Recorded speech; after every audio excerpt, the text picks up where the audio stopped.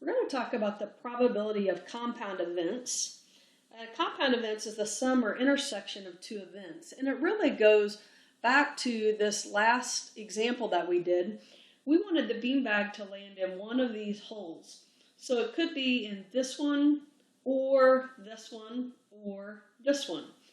So whenever I looked at my favorable, I added these three circles together.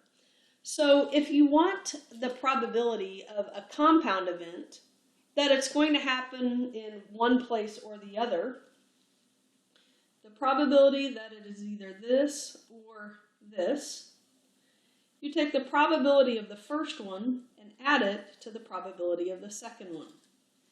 This are when the events are mutually exclusive, and I'll explain what that means in just a minute. But for instance, let's say I wanted to select a card, and I wanted the probability that it was either an ace or it was a face card.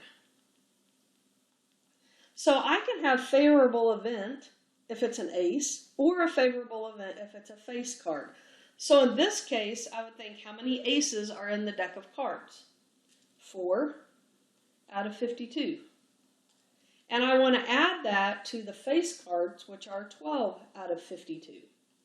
So if it's one or the other, I'm going to find the probability of the first and the probability of the second and add those together. So the probability that it's either an ace or a face card would be 16 out of 52, which reduces to 4/13 and has a probability of 0.31.